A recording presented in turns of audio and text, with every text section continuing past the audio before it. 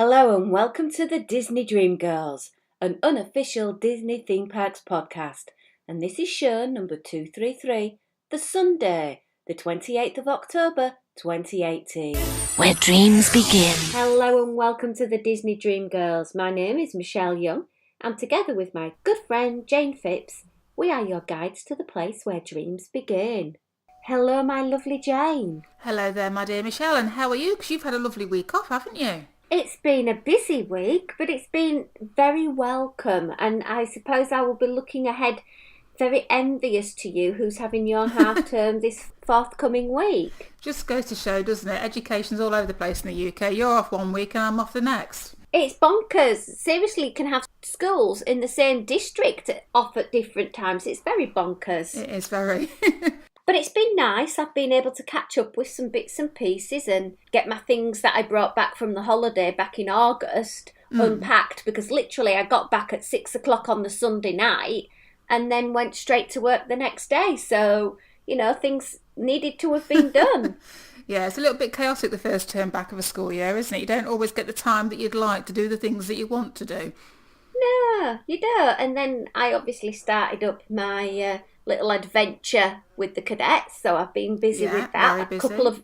Couple of weekends where I've been away already with that, and but I have to just say, earlier in the week I got the best thing ever. Ooh, what was that? Well, I went to my little outlet place, Yeah. and there's a Doc Martens store. Oh yeah. And I got some turquoise glitter ankle Doc Marten boots. Oh, nice. I'm betting they were a good price as well then if they're not in the outlet. They were in the kids' range. Oh, no, see, my feet are too big for the kids' range. And they have zips, so I don't have to do the laces every time, which I hate about Doc Martens. So bargain price and easy. Yeah, I know. The adults version was still £80.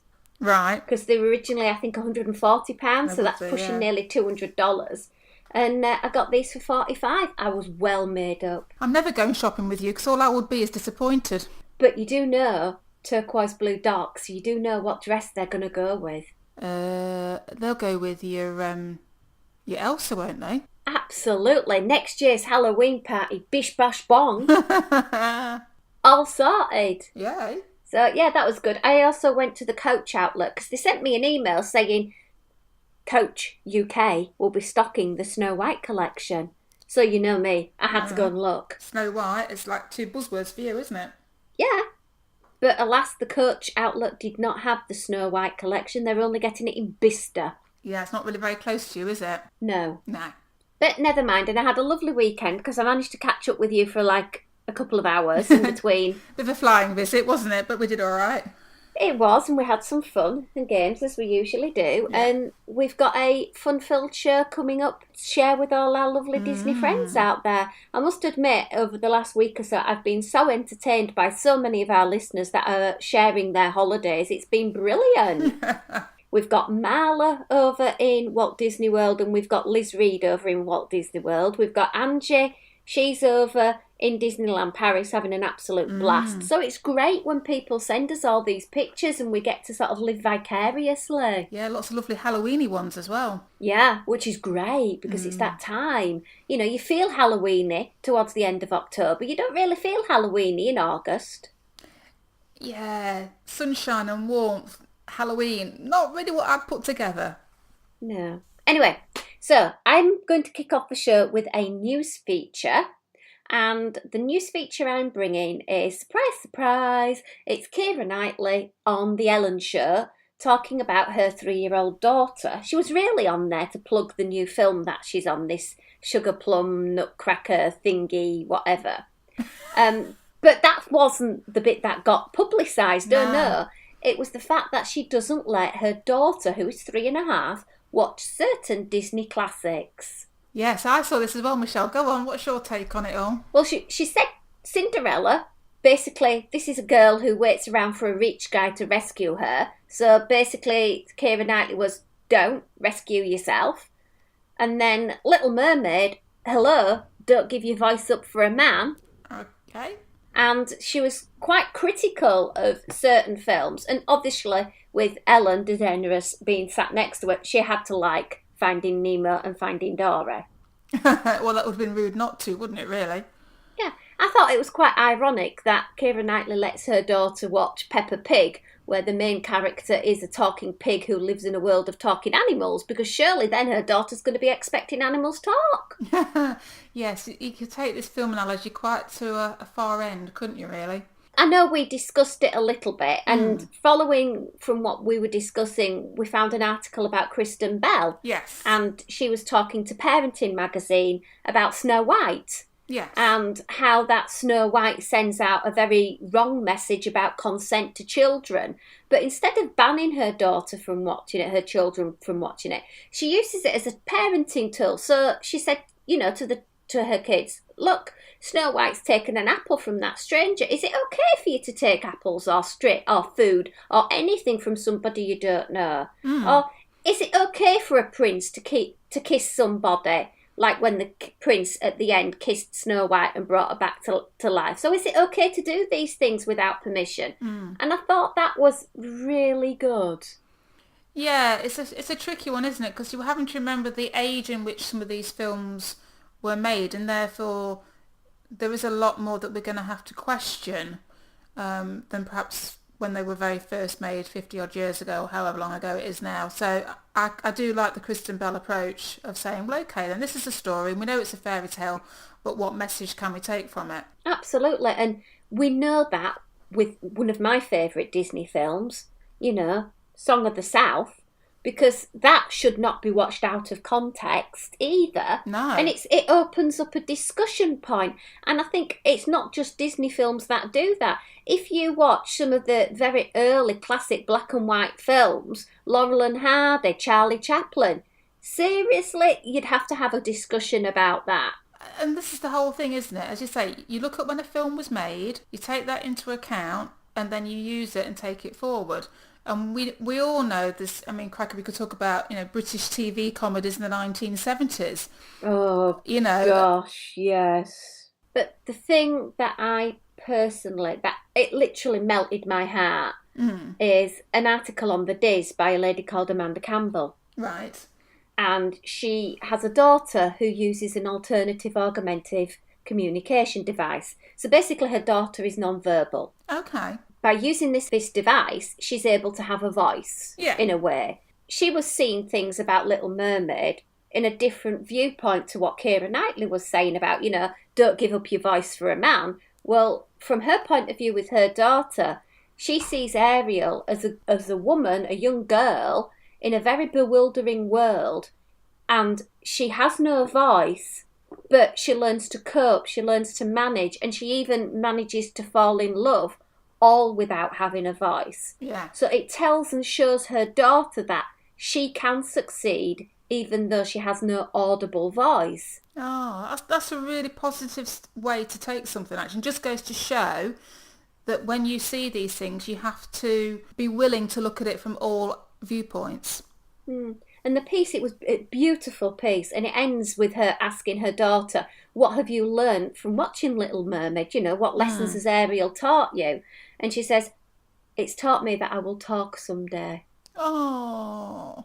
And I was literally, tears were welling up, because it was quite a long, detailed piece about her daughter. And I just felt, you know what, sometimes you just have to take a step back and see the bigger picture. I thought that was lovely. Oh. So that's basically the piece of news I'm bringing to the table for this week. But I gather you've got something as well, which I don't even know what you're going to tell me. Well, this is going to be something completely frivolous now compared to your deep and meaningful discussion on the meanings of movies. I'm going to talk sweet treats. It's all about balance. The frivolous and the factual, I don't know. Yeah, we've got a range of sweet treats coming November time to Disney World. I think everybody knows I'm not particularly the one for the sweet treats, and I've looked at some of these photos, and for me personally, they're just screaming out sugar. The first concoction, this is going to be over in Storybook Treats Fantasyland. There's a Tinks Pixie Dusted Cone. Now, I don't know if you've seen any photos of this yet, Michelle. I have. But it's very green, and it's got it's got like a green cone and then the green lime flavoured soft serve, and then it's got like green candy, cotton candy floss type thing going around, and then some white chocolate wings stuck on it. It looks very pretty. I don't know how practical it's. I've just got visions of kids walking around with this, getting into a right mess. I don't know about you, and I think it's going to be a case of, is this just not pandering to the foodie Instagram crowd? I think it is. I tried out the Peter Pan float, and that got hammered over the early summer because of everyone was sharing that picture in various places in the park because it is pretty. And as long as its taste goes with the style, I'm fine. But is it just the fact that they've made it look pretty and the taste isn't there? So I suppose we'll have to wait and see till people start trying it in the parks. Well, yeah, because then you go over to Tomorrowland, and because there's a purple wall, which we all know about the walls of Disney now, don't we? Gotta love them walls. There's now going to be a purple wall cotton candy. So now we're going to have walls with cotton candy photos. Oh, I sound ever so cynical, don't I? I do apologise, listeners, but hey-ho.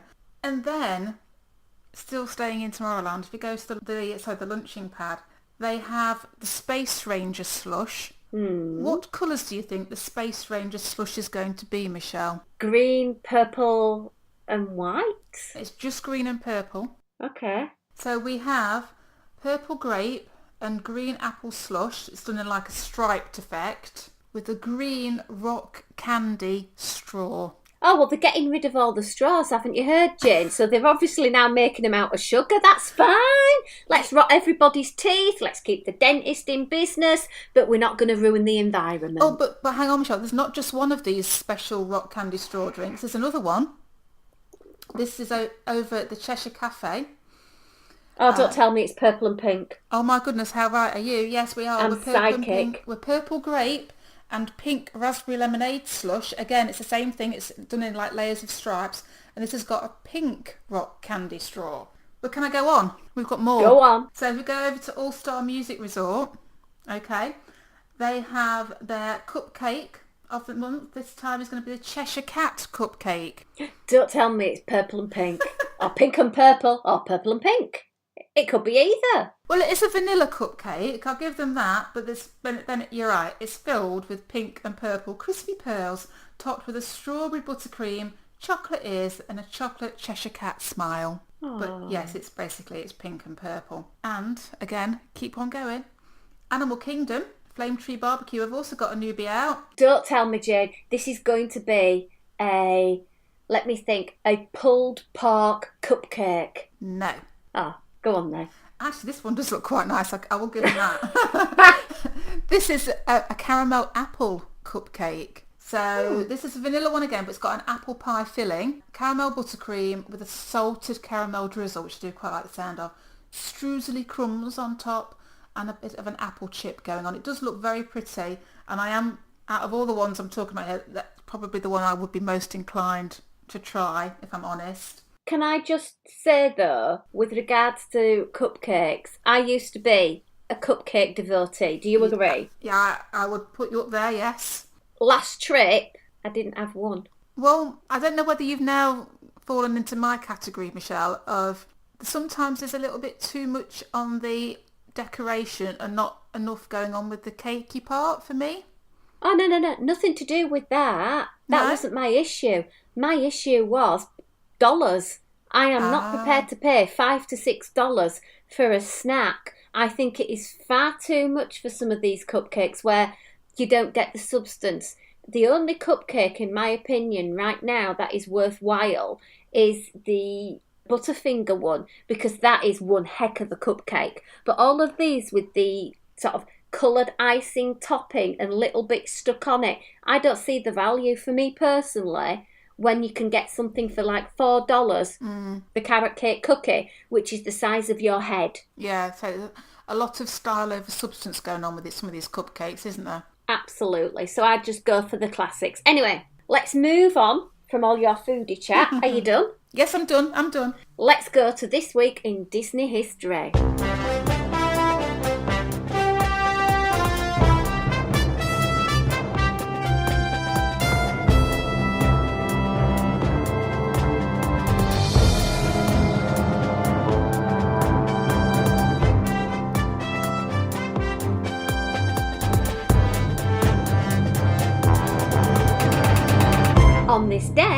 1923, the mum of Virginia Davis sent a wire, which we now know as a telegram, to accept the offer from Laugh-O-Gram Studios. Now, Walt Disney's offer was to the family for $100 a month for their daughter to star in his new Alice comedies. She later said of the time working for Walt that she adored and idolised him. When Walt went and moved from Kansas City to California, he persuaded the Davis family to do likewise. Moving now to the 29th of October 1993, and this is a favourite of Jayne's, The Nightmare Before Christmas debuted in the US theatres. The film was directed by Henry Selick and was produced from an initial idea by Tim Burton. The score was created by Danny Elfman, who also provided some of the voices. The film tells the story of Jack Skellington, a being from Halloween Town who opens a portal to Christmas Town. Tim Burton's idea for this came when he was employed at Walt Disney Feature Animation, and he wrote an initial 3-page poem titled The Nightmare Before Christmas. Moving now to the 30th of October 2012, the Walt Disney Company announced that they had shelled out $4.05 billion to buy Lucasfilm Company. Also on this day in 2009, the Disney Cruise Line announced the upcoming cruise ship Disney Dream would feature the world's first shipboard water coaster ride, the Aqueduct. Moving to the 1st of November 1921, and this saw the birth of animator Retta Davidson in Arcadia, California. She began employment at the company in 1939 in the ink and paint department and worked on many classics such as Pinocchio, Bambi, Fantasia and Sleeping Beauty. In 1941, the studio asked members of the ink and paint department to submit artwork to be considered for animation training and for a job in the animation department. Davidson was a group of 10 women who was accepted to the programme. Over the years, she worked off and on for the company until her retirement in 1985. Last but not least entry for this week, 3rd of November 1988, saw the opening of Buzz Lightyear's Space Ranger in the Magic Kingdom. Whilst the attraction had a soft opening date of the 7th of October, it wasn't officially open till this date. The attraction uses the 3rd generation Omnimover system and is a combination of a shooting gallery and a dark ride. Well, Jayne, so that's this week in Disney history, all wrapped up there. I was listening to a podcast. I don't listen to many podcasts, I must admit, but the other day I was listening to the Disney Dish, and that has Len Tester and Jim Hill, and they were talking through an idea, and I was screaming at them, please finish the feature. I want to hear everything. But it was just some little comments, and I thought, do you know what? This is an idea that Jayne and I can finish off because it's an area of our expertise. And they were talking about how they thought that each country in EPCOT have their own individual alcoholic beverages. And people go and on events to drink around the world. Well, they were saying, well, what about an ice cream flavour for each place? For those people who don't drink, or, come on, let's think about it. August, hot weather, sunny, summer, ice cream, ka-ching. So I thought it'd be really fun if we went round the world and thought what came into our head when we mentioned those countries and what ice cream would we develop ourselves. This could be interesting. It could be. Now, we've decided to take a country on each. If you have a really good idea for one I'm mentioning, please do feel free to chip in. Okay. But I'm going to start with America. Right. And I'm going to go with, well, I don't know about you, Jim, but when you think of America, I think of burgers. Yes. And I think of apple pie. I do, yes. So I'm proposing an apple pie and cheese ice cream. Okay.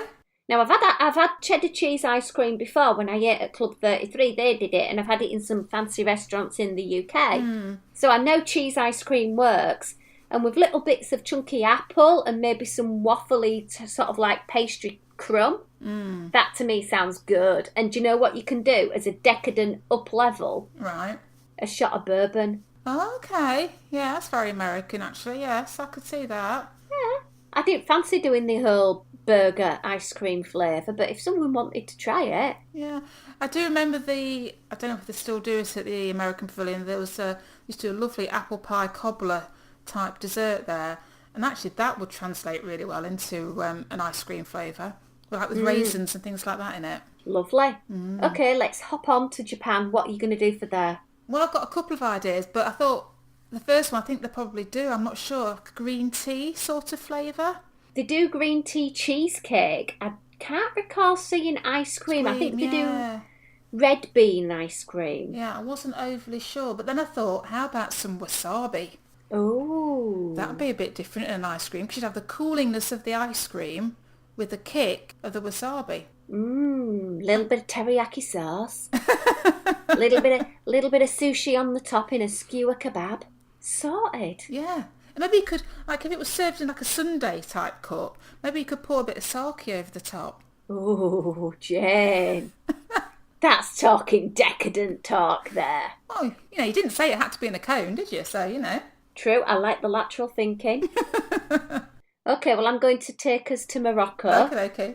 I love Morocco. I love the food from the Tangerine Cafe. But to me, there's two routes that you can go. The first one is something based around baklava. Yes, yeah. So you've got really sweet honey ice cream with nuts and crispy bits of phyllo pastry. Yeah, that's kind of where I would have gone, yeah. So I would make the phyllo pastry into the cup. Ah, yes. Put the ice cream in and have a honey sauce with some nuts. The other alternative that I had, and I thought this would be really refreshing, is obviously in Morocco a lot of mint tea, which is slightly sweetened. So a mint tea ice cream, which is slightly different to your usual mint sort of ice cream that you would get. Yeah, that could be quite refreshing actually. I think it would as well, and you could have a little bit of a baklava as well and mix them. Ooh. We're so underutilised, aren't we, Michelle? We should be doing something different for a living. Totally. So, bonjour Paris. Bonjour. Well, the first thing that came to mind for me with France was some sort of creme patisserie. I'm thinking, some sort of profiterole, stuff with cream, chocolatey topping, that type of flavourings going on. Maybe with a bit of a champagne sorbet perhaps on the side. Ooh. Yeah?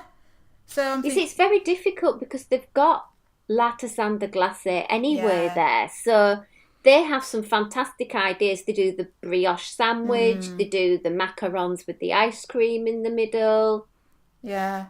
But it is that. But that's where I kind of go to with, if you're thinking French, you kind of go, and sweet things, you're going to go creme patisserie, that sort of angle, aren't you? Although I did have another suggestion, Michelle. Go on. But I'm not sure whether you'd go for it or not. After your recent experience, I didn't know whether you might be up for a bit of snail ice cream. Well, do you know, I think our friend Lewis will be. Do you reckon? Oh, yeah. Put a bit of snailage on the go. He'll be well happy. Well, that's what we could do. So far, you've come up with mouth-burning wasabi. Yes. And dug up from the garden snails, Jane. Yeah, I'm on a roll, aren't I? I know. Go on, yours can be the ultimate daredevil EPCOT challenge. Instead of having T-shirts saying drink around the world, eat horrible food around the world. Oh, bring us back down to earth then, Michelle, because you're in the UK next. I am, and the UK is synonymous, in my opinion, with two classic dishes, and you can't beat a bit of sticky toffee pudding and a really rich, sticky, ooey gooey sauce, and that to me, But if you wanted to have the alcoholic one, remember when you were growing up and you'd always go to your grand's or your auntie's for Christmas, and she'd make a sherry trifle, and it literally, this is how the UK people make sherry trifle. You get a Swiss roll, which is basically a big rectangle of cake about 1 centimetre deep, covered in jam and cream and rolled up. And then this roll-up is then sort of sliced, put into a glass dish and covered in sherry, enough to drown I don't know what. Then you add in what we call jelly, which I don't know what's the American word for jelly. It'd be jello, won't it? Jello. Jello, Yeah, yeah. jello. So you have jello covering all the spongy bits.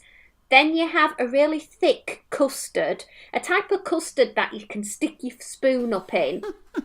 And then on the top, whipped cream, and then hundreds and thousands. So imagine that as an ice cream with a shot of extra sherry. But you see, the problem is going to be for us Brits, Michelle, is we don't all do sherry trifle the same. Because, True. see, my family recipe, we don't have the cream in the Swiss roll. It's just a jam sponge. And then set in the jelly, we have fruit set in the jelly. Although the one common factor I will say is I do have distinct memories of us being a relatively small child, of going around to various grandparents, etc., and being hit with a rather large dose of sherry when you were having... It's cruel, really, isn't it? You dose this trifle up with sherry and then you feed it to small children. Yeah. Bizarre. Because it's not baked, so the alcohol doesn't get to burn off or evaporate, does it? It just soaks into the sponge. Maybe it was a ploy. Just thinking, because sherry trifle is synonymous with Christmas, isn't it? Maybe it was just a ploy to get us kids to go to sleep earlier. Never thought about that before. Oh, gosh. And then, obviously, the other thing that I thought of, well, we couldn't really do a fish and chip flavoured ice cream, because that'd just be wrong. It just wouldn't work. But then I thought about, well, what about a Yorkshire pudding? Now, I don't know about you, but my former mother-in-law used to make loads of Yorkshire puddings when we went for dinner, and we'd have the leftovers later on with ice cream or with some golden syrup. So if you made your Yorkshire pudding to actually be like the cone or the basket, and then put the sticky toffee ice cream in with the Yorkshire pudding, oh my word. Well, yes, you see, I am kind of a bit of a Yorkshire lass because I was born further north than where you are from. And it was always tradition in our household that you had your Yorkshire pudding prior to your main meal. Because it was like, we had it as like a starter sort of thing. Yeah. And you'd have it served with maybe just a bit of gravy or something like that. Or if Mum was being kind to us and let us have a treat, we'd have it with jam. So there you go. A bit of Tate and Lyle golden syrup. Oh. Okay, let's go to Canada. Well, Canada's very obvious in my book. It's got to be a maple syrup and bacon flavour. Of course. Well, but it's got to be American bacon, hasn't it, with it being Canada? Or can we have English bacon in Canada? Canadian bacon. The thick stuff. Yeah. And then, but then you could have that candied bacon, couldn't you, on top as your little sprinkles? Yeah? No? Yeah, okay. I'll go with that one. All right, I'm going to go to Mexico. I struggled with Mexico, to be quite honest, because I sort of thought, well, we could do a special churro, but have a big hole down the middle of the churro, and then you could sort of slurp up the sort of melted ice cream. Oh, like suck it up sort of thing, yeah. Yeah, because it's going back to Disney getting rid of the straws again. We're being helpful. But then I thought, well, no, that could just be something you sort of have to embellish the ice cream. And then I thought, well, to me, I know a lot of people love the avocado margarita. So why don't we have an avocado margarita ice cream in a churro bowl? I'd be quite up for that. I thought that'd be hitting quite a lot of boxes. Definitely. And then, of course, you can actually margarita it up even more by having a shot of tequila. Well, yeah, you could have the avocado margarita ice cream with a margarita to go as well. Yeah. Yeah. Absolutely. Let's go to Norway. Now, you see, you said you struggled with Mexico, and I had the same thing with Norway. You're kidding? Well, I know school bread would be the obvious thing, so I wasn't trying to do school bread. And my instinct was fish. Don't ask me why. And I thought, no, I can't do fish. That would just be stupid. So I did do a bit of a Google and found out that the two of the most popular flavours for desserts in Norway are cloudberry, which I'd never heard of before, and cardamom. Do you know, I was going to say cardamom because what school bread made from, what flavourings in that bread. Cardamom, isn't it? Yeah, so cardamom and custard ice cream. No, cloudberry. No, but custard yeah. from the middle of the school Yeah, tray. you could do. You could put the ice cream, instead of having a cream horn, you could have an ice cream horn. Yeah. I did the same with China. I must admit, I just could not think of an ice cream flavour for China, so I Googled. Okay. And it basically said, well, 5-spice ice cream, and that I just thought, delicious. They came up with lots of popular flavours such as vanilla, chocolate, coffee, mango, strawberry. A lot of other traditional flavours such as black sesame and red beans. Yeah, it's kind of very similar to Japan as well, isn't it? Yeah, I think China doesn't do desserts like we do desserts. Do you know what I mean? So, yeah, that was the best I came up with. What about Germany? Well, I was tempted to go with something like a bratwurst flavour, but I thought you'd shout at me if I said that. True. Or sauerkraut. Or no, sauerkraut. I don't want cabbage ice cream. I'm sorry. Can you imagine the queue for the bathrooms afterwards? No, not be pleasant, would it, at all? No. So I thought I'd go a bit more traditional, go down the sweet route. I'm thinking like an apple strudel. That's what springs to mind. I thought you could go Black Forest Gatto-esque flavour, couldn't you? Some kirsch with some kirsch cherries. No, I thought apple strudel kind of... That was my gut instinct, so I'm going to stick with my gut instinct and go apple strudel. Although I did think, because they're quite known for their Oktoberfest, aren't they, and their beer drinking. So I thought maybe you could have some sort of beer froth over it. You see, I'm overruling you with the strudel, because if we're having apple pie in America, we can't have apples in Germany. We're going to have to do Black Forest Gatto instead then. It's going to have to be a Black Forest Gatto with a shot of kirsch. Yeah. Oh, I'm sorry. I won't disagree with you, you know. Or, and this is maybe a bit of a radical one here, I just think a beer ice cream. Just beer on its own, a bit of ice beer. Yeah, because it can be very malty and really, really rich. I think that is absolute winner. I wonder if there is a beer ice cream. Something for us to research. Yeah. I'm going to finish off then in Italy. Right. And for Italy, I was thinking cannoli. Okay, yeah. So you've got the crispy biscuit shell of the cannoli, and then a sweet ricotta cream in the middle. And then I thought, well, that sounds really nice, but you know how much I love these naff desserts when I was growing up as a child. And it used to be the highlight of the week if we got a Viennetta on a Sunday. Arctic roll sprung to my mind. And I know we're not in England anymore, but basically it's a cylindrical roll of ice cream covered in a very thin layer of sponge with a bit of jam in between to sort of stick it together.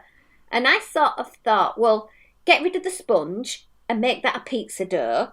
Okay. And get rid of the tomato sauce from the pizza, because we don't want tomato sauce with ice cream. No. Use like a really nice rich strawberry compote or raspberry, and then have the cannoli ice cream and sort of have like a Arctic roll Italian style. Ah, you could go all Neapolitan, have different flavoured ice cream going through it. True, because that's an Italian word. I know. You see what I did there? It may not be very Italian in origin. Oh, don't spoil my thunder. I thought I was quite clever. Yeah. Little things amuse me. Little things, Jayne. Little things. That is basically it for all of that. For our Patreon supporters, they're going to have some additional content going their way over the next few days.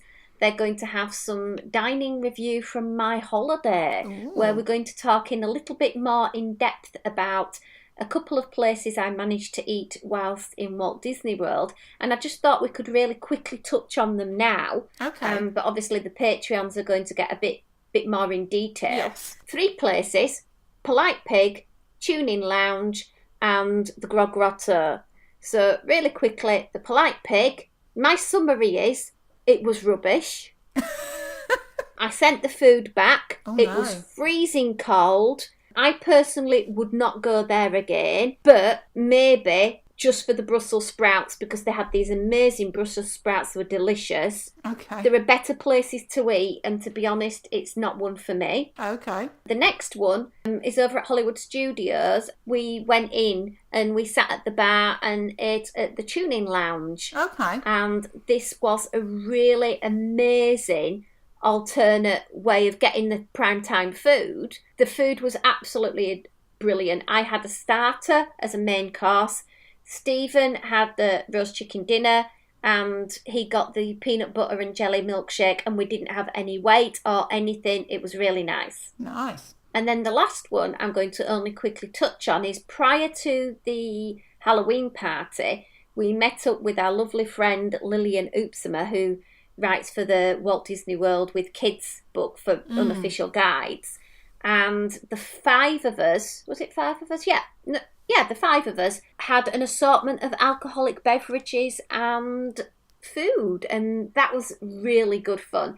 We headed off then to the Halloween party, and it was brilliant. But as I say, I'll go into a bit more detail on the Patreon show about that. Cool. Finishing off the show is we've given away the Walt Disney World Food and Wine pass holder fridge magnets this week. Mm-hmm.